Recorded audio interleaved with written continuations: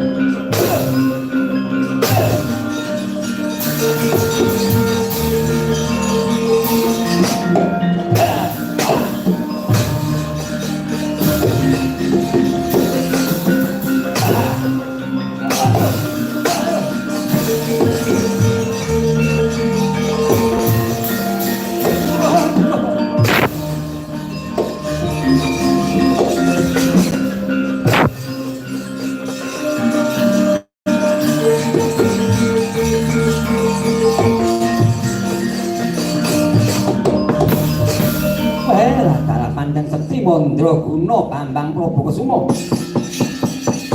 mangun aku kasonan juritku ya kaya tonton legane atiku bumi kondang lanjing langit lapang aton legindang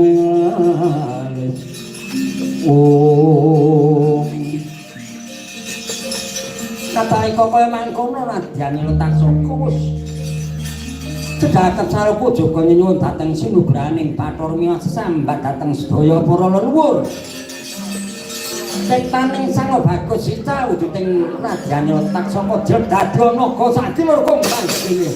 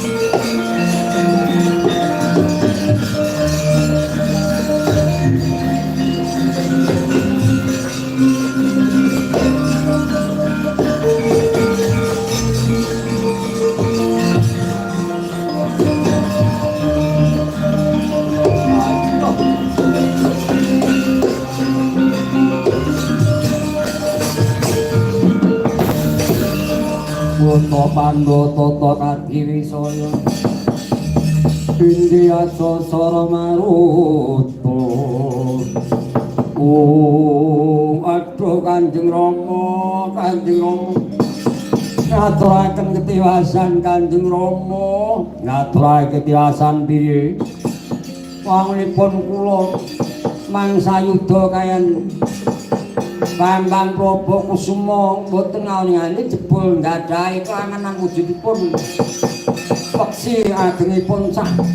gumbuk serangga lajeng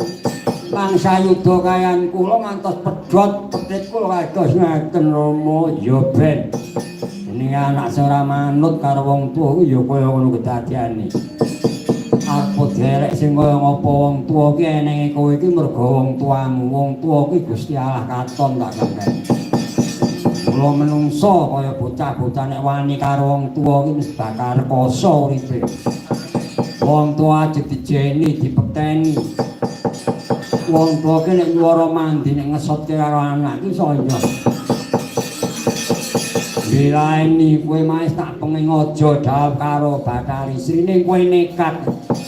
ya kaya ngono kedadeane aduh Kanjeng Rama kula nyuwun kawasan kula nyuwun tak bantu ora bantu karo kowe lah ta kula panjur foto kula kambahku wong gerang ora wajib dijeni nyang anak sang sikaro anak kok mandak nyedake sak gelem-geleme wong ora patut dibekti ora ngrumangsani gejek enom gandrung karo sinden kok lakon aku ora mengen alang andur aku ora dicupah tak rangsang kuping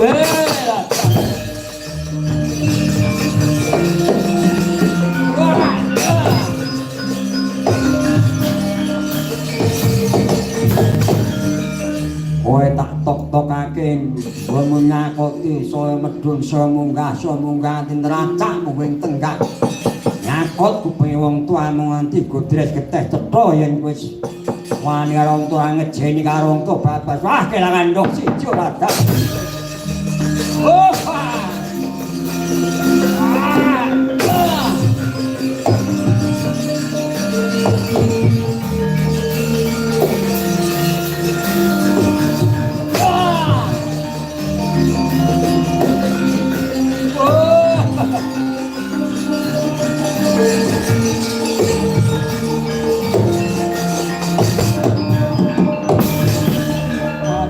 kados pundi sinuwun ingkang putra dumugi ning wejah.